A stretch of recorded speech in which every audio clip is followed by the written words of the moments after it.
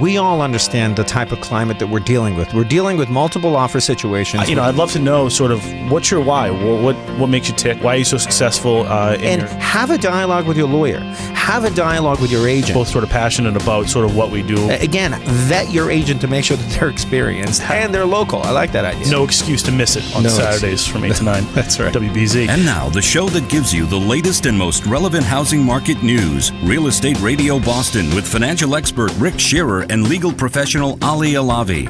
An announcement has come through, and we've heard rumblings of the fact that Fannie Mae and Freddie Mac have sort of got some instructions to, again, loosen up lending in the United States. So one of the things that they're doing is they're coming out with, again, the 3% down loan program. I cringe every time you say loosen up the credit criteria. Yeah, but I'll be honest with you. I'm not too concerned about this program. Why not? Well, we just had the head of mass housing in here a couple weeks ago. They have the lowest default rate, really. In most of those state-sponsored programs, they have one of the lowest default rates, and they certainly have a much lower default rate than FHA and even some 5% down programs. So I don't think people default because of the lack of equity. Okay, because I hear clients tell me all the time, how do I put 20% down if I don't get assistance from someone, from a grandmother, from a parent, so I don't think it's the fact that they're going to only put 3% down, so they're not going to have skin in the game. They're going to walk away from their house. I don't think that's the case. I think that a lot of people just can't come up. I mean, 5% down on a $400,000 home, it's a lot of money to save. So I get it, but I mean, if you have very little skin in the game, then aren't you more likely to say, I'm not going to pay my mortgage and I'll let it go?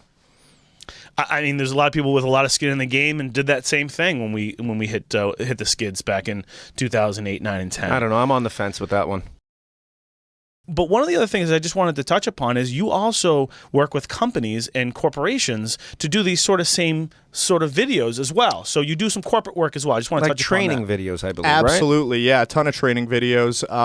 We will essentially put together, for instance, we work with one company up on the North Shore. We put together, they've got a proprietary web program, which they use for all of their people out in the field. We essentially put together a step-by-step instructional, granted a little bit longer than the 60, 75-second spots. We're talking, more along the lines of 10 minutes. But it's something that they can access when they're out on the road if they need to, and they can really get all the information they need right from there without having to call anybody back at the home base. So essentially, if you're a broker owner of a real estate company and you're in the growth phase, you can save yourself tremendous amount of money in order to be able to put together these training videos for the junior associates that you're trying to train. Well, exactly. Right. And it maintains consistency as well.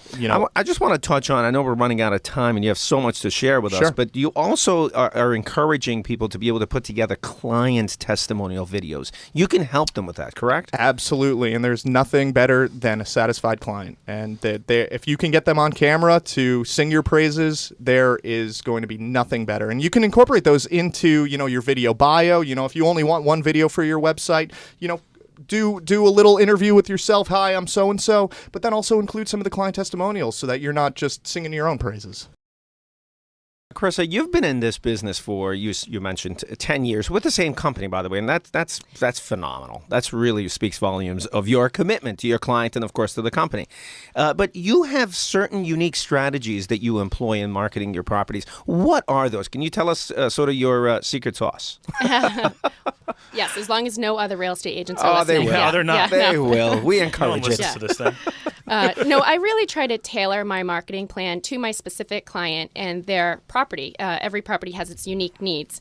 But one of the key things I do is go to a pre-listing appointment with my seller. I'll walk through their home, find out what their needs are, and I'll help them prepare their home for sale. Nice. We will, I'll help them declutter, depersonalize, and show them cost-effective ways that they can increase the appeal of their home to the masses.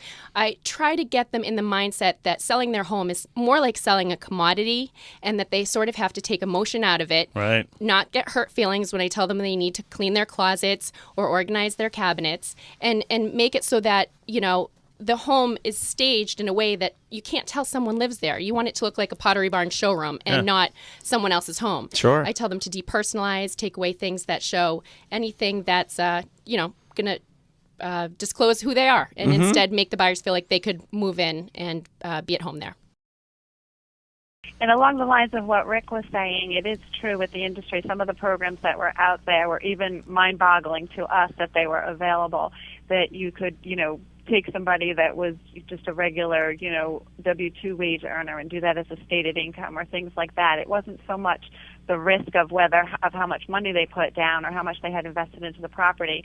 It was qualifying on the income, and I really strongly feel that the industry has corrected itself with that. We're very strict and proactive on documenting the income very carefully and making sure that everybody falls into the right category for the program that they're selecting. Right, and Elise, we just Fannie Mae just came out with some updates, really getting geared up for 2015. So I want to just sort of touch upon it 10,000 foot level, but they're loosening up some of the condo guidelines, which has really Fannie Mae has not been as nice to the condo markets as they had in the past. We're starting to see those loosen, correct? I agree, yes, and I think it's a positive sign, too, because there's so many great opportunities, especially more the market that you're in up in Boston. It's a huge condo market, and some of the guidelines that they've had out there have made it so restrictive and harder for people to get into it unnecessarily when that's a thriving market. We won't bore everybody with the details of the list, but we could say it's about 3 pages long, so it's definitely a very positive change in the right direction.